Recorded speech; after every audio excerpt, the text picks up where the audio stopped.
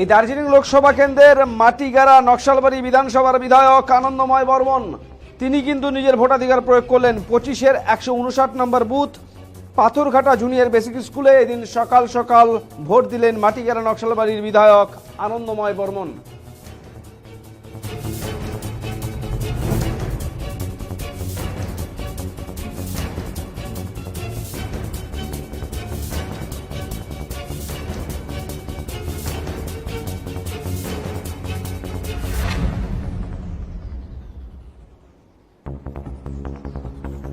নিজের ভোটাধিকার প্রয়োগ করার পর সাংবাদিকদের মুখোমুখি হলেন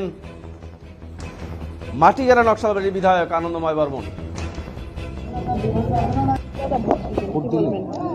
দেখুন, গোটা ভারতবর্ষে যে ভোটের মরশুম চলছে এবং এই ভোট একটা উৎসবে পরিণত হয়েছে এবং সবাই জানে যে এবারের ভোটে কে জয়লাভ করবে, তার জন্য আলাদা করে কোনো চিন্তাভাবনা করার কোনো বিষয় নেই। সারা দেশ তৈরি আছে প্রধানমন্ত্রী নরেন্দ্র মোদীকে তৃতীয়বারের জন্য ক্ষমতায় বসানোর জন্য।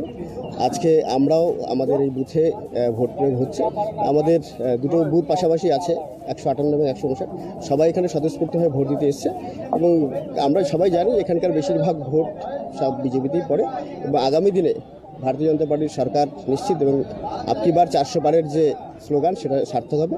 আমাদের এখান থেকেও পরপর 3বার আমাদের দার্জিলিং থেকে ভারতীয় জনতা পার্টির এমপি বিজয়ী হয়েছে। এবারও চতুর্থবারের জন্য সে রেকর্ড অক্ষুণ্ণ। পাশের বুথে 30 মিনিটের মতো ভোট বন্ধ ছিল, কি বলবেন? ইভিএম মেশিন হয়তো খারাপ হয়ে গেছিলো, আমি যেটা শুনলাম, তো আবার সেই মেশিন ঠিক হয়ে গেছে। তো এটা টেকনিক্যাল ব্যাপার, এটা যারা এখানকার কর্তৃপক্ষ আছেন তারাই বলতে পারবেন। তো আমি আশা করবো যে আর এরপরে যাতে কোনো মেশিন খারাপ না হয় এবং লোক যাতে শান্তিতে এবং খুব তাড়াতাড়ি ভোটটা দিতে পারে। কোন জায়গায় কত নম্বর? এটা আমার 159 নম্বর পার্ট। এটা হচ্ছে পাথরঘাটা এই junior basic high school primary school এবং এখানটাতে মির্জংলা এবং হেলাপুর এই দুটো গ্রাম মিলিয়ে আমাদের এই বুথটা, এটাতেই আমি ভোট দিচ্ছি।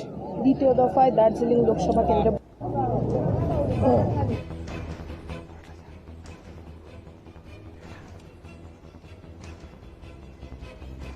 এদিন শিলিগুড়ি রামকৃষ্ণ পাঠশালায় ভোট দিলেন শিলিগুড়ির বিধায়ক শঙ্কর ঘোষ। সস্ত্রীক ভোট দিতে আসেন তিনি। এদিন সকাল সকালে নিজের ভোটাধিকার প্রয়োগ করলেন শিলিগুড়ির বিধায়ক শঙ্কর ঘোষ।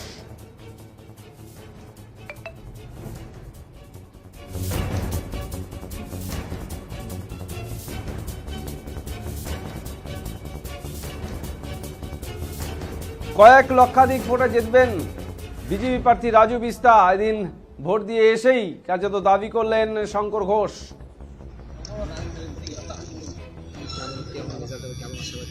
আমি মানে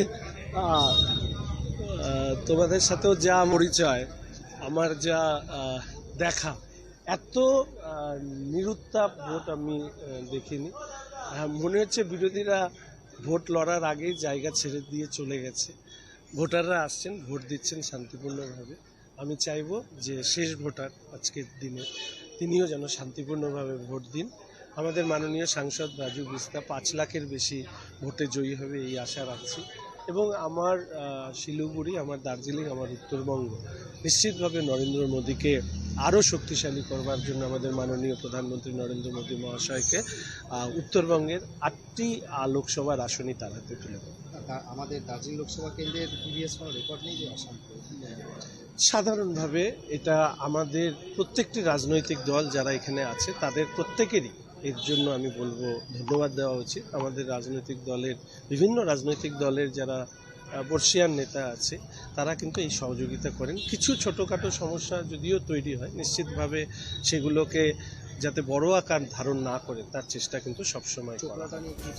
অবশ্যই চোপড়াতে যেভাবে হুমকি দেওয়া হয়েছে হামিদুল সাহেবের পক্ষ থেকে, সেটা যথার্থ নয়। আমি আশা রাখবো যে ইসিআই এ ব্যাপারে নির্দিষ্টভাবে ব্যবস্থা নেবে।